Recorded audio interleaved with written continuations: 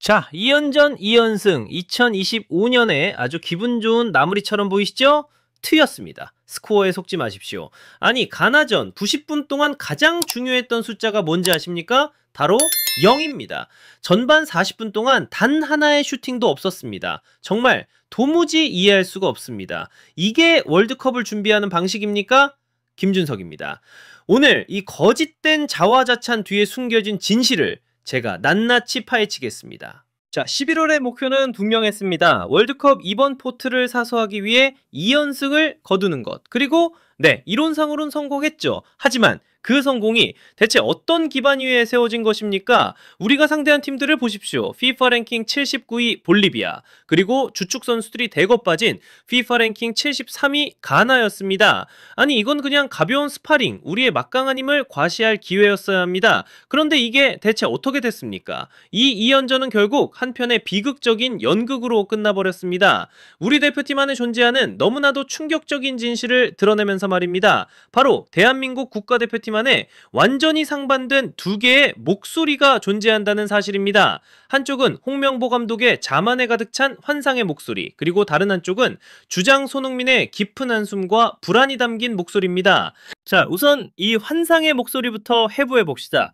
홍명보 감독의 경기 후 발언은 둔석이 아닙니다. 이건 자기 변명의 예술 작품이에요. 첫 번째 논점, 그는 범죄를 성공으로 재정의했습니다.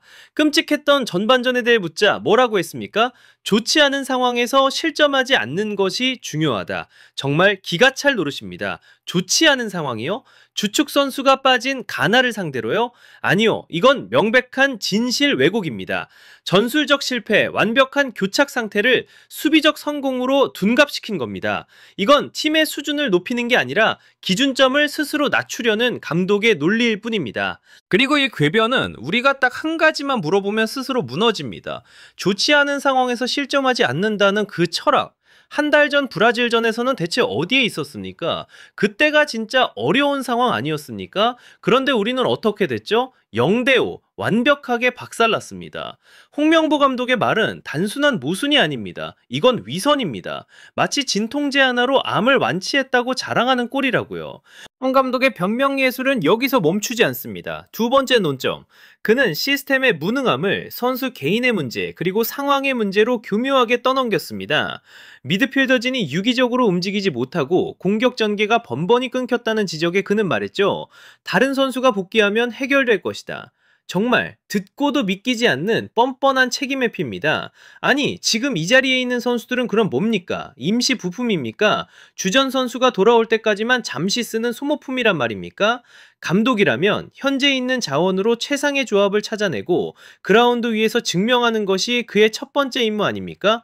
시스템이 완벽한데 선수가 부족했다는 그 뉘앙스, 이것이야말로 감독으로서 할 수 있는 가장 비겁하고 무책임한 변명입니다. 그리고 이 모순의 정점은 바로 이겁니다. 전반전에 카스트로프와 권혁규 조합은 처음 호흡을 맞췄기 때문에 부진했다고 감싸면서 바로 뒤이어 후반전에 서민우와 김진규 조합은 그들 역시 거의 첫 조합이었지만 잘했다고 칭찬합니다. 여러분, 이게 말이 된다고 생각하십니까? 똑같이 처음인데 왜 한쪽은 실패의 변명이 되고 다른 한쪽은 성공의 이유가 됩니까? 이건 논리가 아닙니다. 이건 그냥 자기 입맛에 맞게 말을 바꾸는 것 뿐입니다. 진짜 문제는 처음이 아닙니다. 진짜 문제는 어떤 선수를 조합했을 때 시너지가 날지 예측하고 그라운드 위에서 즉각적으로 문제점을 수정해내는 능력, 바로 감독의 역량입니다.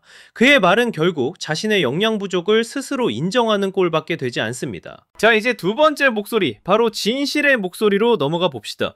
감독이 자기 변명에 한창 열을 올리고 있을 때 우리의 주장은 아주 신중하고 고통스러운 방식으로 모든 진실을 이야기했습니다. 그는 말했습니다. 사실 여러 가지 개선돼야 할 부분들이 분명히 있다. 그리고 또 말했죠. 심적, 외적, 환경적인 부분 제발 좋아지길 바란다. 여러분, 이게 승리한 팀의 주장이 할 말입니까? 승리를 축하하는 자리에서 나온 말이라고는 도저히 믿기지 않는 너무나도 무거운 단어들 아닙니까? 심적, 외적, 환경, 이건 축구 전술에 대한 이야기가 아닙니다. 이건 지금 우리 대표팀이 처한 현실이 마치 선수들을 옥죄는 거대한 진흙탕과 같다고 그렇게 고백하고 있는 겁니다. 그리고 바로 이 말이 결정적인 한 방입니다. 공격수인 손흥민 선수가 직접 미드필더들을 향해 조금 더 과감한 플레이를 하지 못했는데 개선돼야 한다고 말했습니다. 여러분, 이게 단순한 평가 같으십니까? 아니요, 이건 평가가 아닙니다. 이건 구조 신호입니다. 최전방에서 고립된 대포가 뒤에서 포탄이 날아오지 않는다고 제발 포탄 좀 보내달라고 외치는 처절한 구조 요청이라고요. 공격수가 미드필더의 플레이 방식을 공개적으로 지적해야 하는 이 상황, 이게 과연 정상적인 팀입니까? 이건 시스템이 완벽히 붕괴되었다는 가장 강력한 증거입니다. 자, 이제 이 두 목소리를 나란히 놓고 그 잔인한 격차를 직접 확인해 보시죠. 홍명보 감독은 자리에 없는 선수를 탓하며 변명합니다. 하지만 주장 손흥민은 바로 지금 이 그라운드 위에 있는 선수들의 부족함을 정면으로 지적합니다. 한 사람은 현실을 외면하고 다른 한 사람은 현실을 직시하고 있습니다. 홍명보 감독은 이겼다는 결과만 보고 만족의 미소를 짓습니다. 하지만 손흥민은 승리했음에도 불구하고 그 끔찍했던 과정을 보며 깊은 시름에 잠깁니다. 여러분, 이 두 목소리는 그냥 다른 게 아닙니다. 이건 서로를 정면으로 반박하고 있는 겁니다. 완전히 충돌하고 있다고요. 그리고 이건 우리에게 너무나도 위험한 신호를 보내고 있습니다. 바로 지휘관과 그라운드 위 리더 사이에 핵심적인 인식에 거대한 균열이 생겼다는 신호입니다.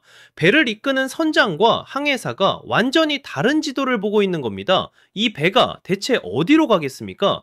이건 더 이상 전술의 문제가 아닙니다. 이건 바로 비전, 즉 팀이 나아가야 할 방향에 대한 근본적인 시각 차이의 문제입니다. 한 사람은 발밑에 떨어진 동전 하나를 줍고 기뻐하고 있습니다. 하지만 다른 한 사람은 저 멀리서 다가오는 거대한 쓰나미를 보며 절규하고 있는 겁니다. 이것이 지금 우리 대표팀의 비극적인 현실입니다. 그렇다면 이 모든 문제의 근원은 대체 무엇입니까? 그저 못한 경기 하나, 답답했던 전반전 하나가 아닙니다. 진짜 문제는 바로 환상입니다. 홍명보 감독의 목소리는 현실에 안주하는 위험한 자만의 목소리입니다.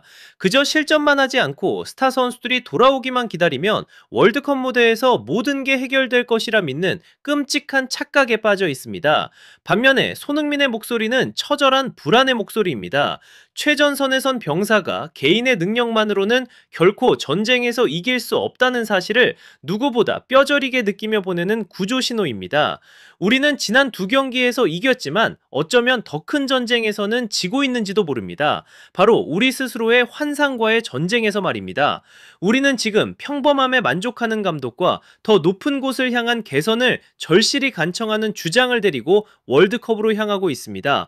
이 두 개의 목소리는 절대로 공존할 수 없습니다. 그리고 이 자만의 목소리가 계속해서 팀의 중심을 차지하는 한 우리의 월드컵은 결국 또다시 몇몇 천재들의 번뜩이는 순간에만 의존하다가 좌절하는 그 지긋지긋한 실망의 노래를 반복하게 될 뿐입니다. 이번 승리는 결코 안정제가 아닙니다. 이건 우리를 향한 마지막 경고음이 되어야만 합니다.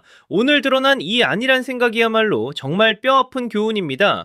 하지만 저는 믿습니다. 비 온 뒤에 땅이 더 굳는다고. 왜냐하면 우리는 대한민국 축구를 너무나도 사랑하기 때문입니다. 지금까지 저 김준석의 관점이었습니다. 여러분은 어떻게 생각하십니까? 과연 어떤 목소리가 우리 대표팀의 진짜 현실입니까? 여러분의 날카로운 의견을 댓글로 남겨주십시오. 그리고 가장 뜨거운 분석을 놓치지 않으시려면 좋아요와 구독 잊지 마십시오. 다시 뵙겠습니다.